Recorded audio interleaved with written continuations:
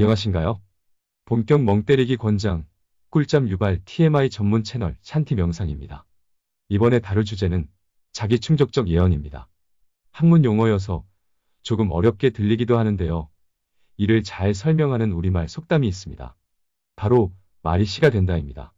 익히 아시다시피 이 속담에는 늘상 입에 달고 사는 말 또는 무심코 던진 말이 실제로 이루어질 수도 있으니 말을 조심해야 한다는 뜻이 담겨 있죠. 말의 힘과 위험성을 동시에 강조하는 속담이라 할 수 있습니다. 말이나 생각이 실제가 되는 것, 이것이 자기 충족적 예언의 의미입니다. 이 예언의 학문적 기원은 윌리엄 토마스입니다. 윌리엄 토마스는 20세기 초에 활동했던 미국의 사회학자인데요. 누군가 어떤 상황을 진실이라고 정의하면 그 상황은 결과적으로 진실이 된다고 주장했습니다. 토마스는 자신의 이론을 이렇게 정리합니다. 사람은 객관적 상황에 반응하지 않는다. 자신이 해석한 주관적 상황에 반응하기 마련이다. 그런 반응들이 모여 처음 해석한 상황이 현실이 된다. 비슷한 시기에 활동한 미국의 사회학자 로버트 머트는 토마스의 이론을 한 단계 발전시킵니다.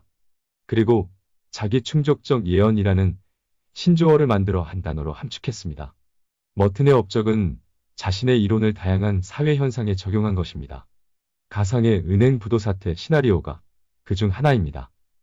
작지만 건실한 지방은행에 어느 날 뚜렷하지 않은 이유로 많은 수의 고객이 방문한다. 그 장면을 목격한 다른 고객들은 은행의 재정에 어떤 문제가 생기지 않았는가를 불안해하고 그 불안에 의해 자신의 계좌를 비우기 시작한다. 이 인출 행위는 은행 파산을 확대하는데 피드백을 주어 더 많은 고객이 계좌를 비우게 만들고 결국 건실하던 은행은 갑자기 부도를 맞는다. 머튼은 상황에 대한 대중의 신념 자체가 상황을 통제하게 되어 예언이 스스로 이루어지는 원리를 이 시나리오를 통해 설명합니다. 예언이 스스로 예언을 실현하는 신화적 사례가 있는데요. 오이디푸스 신화가 그것입니다. 자, 여기서 오늘의 TMI 들어갑니다. 오이디푸스는 그리스 신화에 나오는 테베이의 왕인데요. 그가 태어나기 전 그에게 신탁이 내려집니다. 태어날 아이는 아버지를 죽이고 어머니와 결혼할 것이다. 신탁이 내려지고 몇 년 후 오이디푸스가 태어납니다. 아버지 라이오스는 예언을 막기 위해 갓 태어난 오이디푸스의 발목에 구멍을 뚫고 산속에 갖다 버립니다. 그대로 두면 죽을 수밖에 없는 운명이었죠. 그런데 마침 근처를 지나던 목동에게 발견되고 그의 손을 거쳐 자식이 없던 이웃나라 코린토스의 왕에게 입양돼 양자로 키워집니다. 어느덧 시간은 흘러 건장한 청년이 된 오이디푸스는 어느 날 거리를 걷다가 행인 한 사람과 시비가 붙는데요. 그런데 이 행인이 어디서 주워들었는지 홧김에 오이디푸스에게 내려진 신탁의 내용을 까발립니다. 그걸 듣고 오이디푸스는 큰 충격을 받게 됩니다. 자신에게 내려진 끔찍한 저주에 한동안 정신을 못 차리던 오이디푸스는 결국 예언을 막기 위해 친부모로 믿고 있는 폴리보스와 메로페를 떠나 방랑의 길에 오르는데요. 그런데 운명의 장난인지 보이오타이로로 가는 길목에서 친아버지를 만나게 된 겁니다. 아버지 라이오스는 자국민을 해치는 괴물을 퇴치하는데 도움이 될 만한 조언을 얻기 위해 델포이 신전으로 가던 길이었죠. 그 괴물이 바로 상반신은 여자고 하반신은 사자인 스핑크스였습니다. 말을 타고 가던 오이디푸스는 의도치 않게 아버지의 마차를 길막하게 되는데 이 일로 라이오스의 시종과 시비가 붙습니다. 마차 빼. 네가 빼! 이렇게 시작된 말싸움은 몸싸움으로 격화되는데 그러다 이윽고 감정을 주체 못한 시종이 오이디푸스의 에마를 칼로 죽이게 됩니다. 쫄보인 이 시종은 자신이 무슨 일을 저질렀는지 뒤늦게 깨닫고 황망히 도망을 쳐버립니다. 길바닥에 추욱 널브러진 자신의 에마를 보고 격분한 오이디푸스는 시종을 쫓는 대신 자리에 남아있던 아버지와 남은 일행을 모두 죽여버립니다. 자신의 칼에 무참히 죽어가는 한 사람이 바로 자신의 아버지라는 사실을 꿈에도 모른 채 말입니다. 다른 사람도 아닌 아들에게 칼을 맞은 라이오스는 그 자리에서 숨을 거둡니다. 오이디푸스는 신탁으로부터 도망쳤지만 그랬기 때문에 신탁의 첫 번째 예언, 아버지를 죽인다. 가 실현되고 만 겁니다.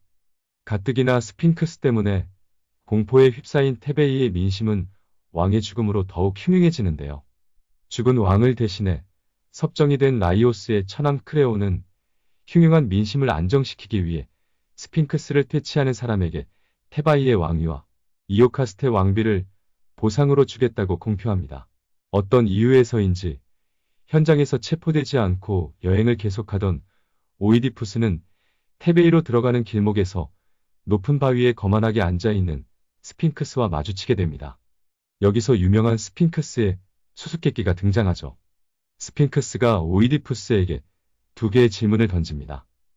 한때는 두 발로 걷고 한때는 세 발로 걷고 한때는 네 발로 걷는데 발이 많을수록 더 약한 것이 무엇인지 아는가?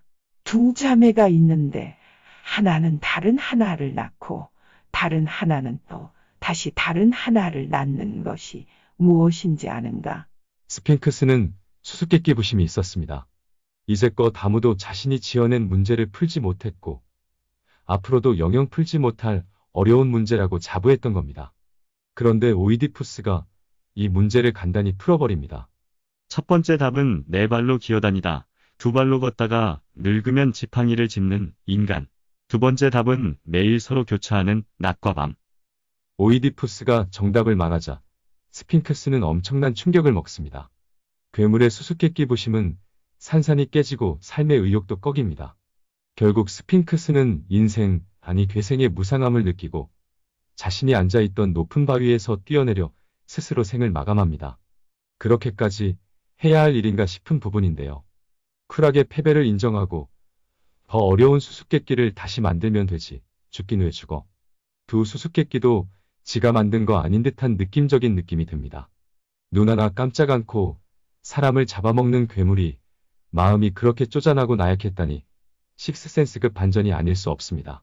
아무튼 수수께끼를 풀고 스핑크스를 물리친 오이디푸스는 얼떨결에 나라를 구한 영웅이 되어 자신이 태어난 테베이 왕국으로 돌아옵니다. 이에 크레오는 자신이 한 말을 지켜 오이디푸스에게 왕위를 물려주고 자신의 동생이자 오이디푸스의 어머니인 이오카스테에게 장가를 보내죠. 이렇게 델포이의 두 번째 예언, 어머니와 결혼할 것이다. 도 이루어지게 됩니다. 자기 어머니와 결혼을 하고 안티고네라는 딸까지 낳은 뒤에 이 막장 드라마의 진실은 마침내 모두 밝혀지는데 이에 우주적 충격을 받은 이오카스테는 스스로 목을 메고 맙니다. 그리고 오이디푸스는 친부모를 알아보지 못한 자신의 눈을 경멸하며 어머니의 브로치로 두 눈을 찔러 장님이 되죠. 이 비극적 결말의 원인은 무엇일까요? 네, 바로 델포이의 신탁입니다. 그 저주의 예언, 즉 한마디 말이 친부모와 오이디푸스의 정신세계, 즉 생각을 지배했고 신탁으로부터 도망치는 행동을 낳았으며 그 행동의 결과로 신탁은 스스로를 실현하는 자기 충족적 예언이 된 거죠. 이는 상황에 대한 대중의 신념 자체가 상황을 통제하게 되어 예언이 스스로 이루어진다고 주장한 로버트 머튼의 주장과 정확히 일치합니다. 자기 충족적 예언을 이해하기 위해 은행부도 시나리오와 고대 신화를 예로 들었는데요. 그러고 나니 왠지 우리 일상과 너무 동떨어져 있는 듯한 느낌도 듭니다. 하지만 그렇지 않습니다. 자기 충족적 예언의 사례는 우리 주위에도 얼마든지 있습니다. 대표적인 예로 현대인들의 고질병이자 난치병인 불면증을 들 수 있습니다. 불면증은 수면 장애를 일으켜 충분한 수면을 방해합니다. 그 여파로 낮 동안 졸음, 피로감, 의욕 상실과 우울증 등을 초래해 일상생활에 적지 않은 지장을 주고 삶의 질을 떨어뜨리죠. 우리나라 20세 성인 500명을 대상으로 진행한 한국보건사회연구원의 연구 결과에 의하면 설문 기준 지난 한 달 동안 불면증을 경험한 적이 있다고 응답한 비율이 73.4%나 될 정도로 불면증은 현대인에게 만연한 병증이라고 할 수 있습니다. 불면증에서 자기 충족적 예언이 완성되는 과정은 이렇습니다. 밤이 찾아온다. 불면증이 걱정된다. 걱정이 불안을 만든다. 불면증에 대한 걱정과 불안 때문에 자율신경계가 긴장한다. 결국 진짜 잠이 안 오고 불면증으로 밤을 꼴딱 새다시피 한다. 최초의 불면증은 이례적인 증상이었을 수도 있습니다. 하지만 불면증으로 인한 부정적인 경험과 기억이 지나친 근심과 걱정을 키우고 오늘 밤도 못 자면 어떻게 하지 하는 생각과 불안으로 인해 불면증에 대한 걱정은 결국 현실이 되고 반복됩니다. 저에게도 이와 비슷한 경험이 있습니다. 인도를 여행할 때 있었던 일입니다. 그날은 야간 버스를 타고 10시간 넘게 이동을 해야 했는데요. 워낙 장시간 이동이다 보니 중간에 소변이 마려우면 어떻게 하지? 그게 가장 큰 걱정거리였습니다. 나 하나 때문에 아무렇지 않게 만원 버스를 세울 만큼 얼굴이 두껍지 못했으니까요. 차가 출발하면서부터 소변에 대한 걱정은 머릿속을 떠나지 않았습니다. 그러다 보니 마치 맛있는 음식을 생각하면 배가 고파지고 배에서 갑자기 꼬르륵 소리가 나는 것처럼 실제로 방광에 소변이 조금씩 차오르는 게 느껴졌습니다. 아예 잠이 들면 소변 문제를 잊을 텐데 소변감 때문에 잠은 안 오지. 잠을 못 자니 스트레스는 더욱 커지지. 잠깐 차 좀 세워달라고 말은 못하지. 정말이지 그 밤은 아인슈타인의 상대성 이론을 온몸으로 체감한 악몽 같은 시간이었습니다. 불면증 말고도 일상에서 가지는 크고 작은 두려움이나 공포증, 컴플렉스도 자기 충족적 예언으로 설명될 수 있습니다. 가령 누군가 자신은 타인에게 사랑받지 못할 거라는 자아관을 가진 사람이 있다고 가정해보죠. 그는 이 고정관념 때문에 사람들 앞에서 언제나 소극적이고 자신감 없는 모습을 보일 겁니다. 그럼에도 누군가는 그에게 호감을 갖고 호의를 베풀지도 모릅니다. 하지만 아무도 자신을 사랑하지 않는다는 부정적인 자아관에 갇힌 그는 상대의 관심과 호의를 부담으로 느끼거나 동정심이나 또 다른 의도로 오해할 겁니다. 그의 이런 생각과 감정은 그의 눈빛과 표정, 말과 행동 등에 나타나 상대에게 전해지겠죠. 이러한 반응은 상대로 하여금 이 사람이 나를 불편해하는구나, 나를 싫어하는가 보다 고 생각하고 판단하게 하는 피드백으로 작용할 겁니다. 나를 불편해하는 내 선의를 왜곡하는 사람에게 지속적인 관심과 호의를 건넬 사람은 드물겠죠. 그렇게 관계는 소원해질 테고 다시 혼자가 된 그는 역시 세상에 나를 사랑하는 사람은 없다고 생각할 겁니다. 이렇게 그의 자아관, 즉 예언은 스스로를 실현합니다. 지금까지 오이디푸스 신화와 임상심리학적 사례 등을 통해 우리는 부정적인 말과 생각에는 안 좋은 결과를 만들어내는 강력한 힘이 있음을 알 수 있습니다. 그렇다면 반대로 긍정의 말과 생각에도 강력한 힘이 있지 않을까요? 이를 너무나 잘 보여주는 덴젤 워싱턴의 일화가 있습니다. 지금처럼 세계적인 대배우가 되기 전 덴젤 워싱턴이 대학생이었을 때의 일입니다. 그때는 1960년대만큼은 아닐지라도 흑인 차별이 여전하던 때였습니다. 지금도 인종차별로 인한 혐오와 폭력이 계속되는 현실을 감안하면 1970년대 중반은 분명 한 사람의 흑인이 자신이 원하는 삶을 살기가 매우 어렵던 시기였을 겁니다. 게다가 그는 이렇다 할 적성도 찾지 못해 이리저리 과를 옮기다 학교에서 퇴학당할 위기에까지 몰립니다. 그렇게 방황하며 지내던 어느 날 워싱턴은 어머니가 하는 미용실 일을 돕고 있었는데요. 손님으로 온 할머니 한 분이 자신을 계속 쳐다보더랍니다. 할머니는 이윽고 자신을 부르더니 워싱턴에게 이런 말을 합니다. 너는 전 세계를 여행하고 수백만 명 앞에서 너의 이야기를 할 거야. 그리고 아주 많은 사람들에게 영감을 줄 거야. 할머니의 말은 거짓말처럼 그대로 실현되었습니다. 덴젤 워싱턴은 지금 세계적인 명배우가 되었고 자신이 출연한 영화로 전 세계 사람들에게 자신의 이야기를 하며 자신의 삶과 작품을 통해 아주 많은 사람들에게 깊은 영감을 주고 있으니까요. 그는 하는 일이 잘 안 풀리고 좌절이 찾아올 때마다 할머니의 말을 떠올리고 다시 일어설 수 있었다고 합니다. 할머니의 한마디 말이 덴젤 워싱턴의 부정적 세계관을 긍정적으로 변화시켜 예언을 실현한 거죠. 만약 할머니의 예언이 없었다면 지금의 덴젤 워싱턴은 존재하지 않을지도 모릅니다. 덴젤 워싱턴의 일화는 긍정의 말이 갖는 위력은 물론 타인의 말과 관념 또한 한 사람의 삶을 바꿀 수 있음을 보여줍니다. 이러한 현상을 실험을 통해 증명한 로렌탈 효과 이론이 있습니다. 하버드 대학의 사회심리학과 교수였던 로젠탈과 제이콥스는 1968년 봄 샌프란시스코의 한 초등학교에서 아동을 대상으로 한 가지 실험을 진행합니다. 로젠탈은 교사에게 실험의 목적과 방법을 설명했습니다. 선생님, 저희는 아이들에게 지능 검사를 진행할 예정입니다. 검사의 결과를 통해 몇 달 이내에 성적이 가파르게 오를 후보를 식별하는 것이 목표입니다. 그런데 로젠탈의 설명은 모두 뻥이었습니다. 연구팀은 그저 연구 신용만 하고는 무작위로 뽑은 아이들 명단을 교사에게 건넨 거죠. 하지만 이를 알 리 없는 교사는 그 명단을 있는 그대로 믿었습니다. 가짜 검사였던 만큼 명단에 올려진 아이들 성적이 실제로 오르니 만무했습니다. 그런데 몇 달 후 정말로 후보 아이들 대부분의 성적이 실제로 오르는 뜻밖의 결과가 발생하는데요. 아니, 이게 어떻게 된 것일까요?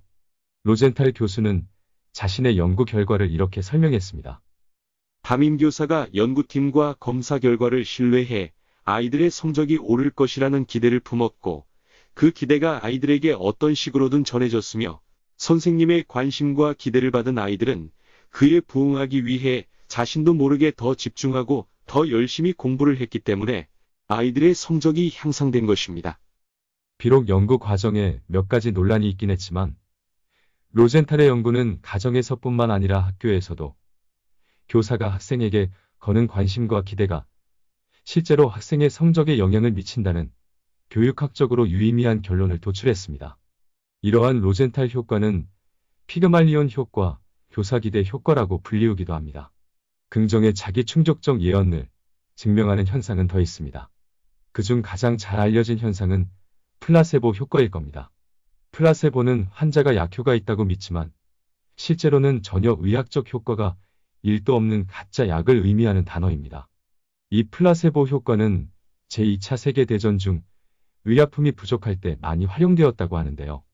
진통제가 바닥난 상황에서 의사가 부상병에게 가짜 약을 주고 가짜 약인 줄 모르는 병사가 통증이 금방 사라질 거라는 기대를 품고 약을 먹으면 많은 경우 통증이 실제로 완화되었다고 합니다.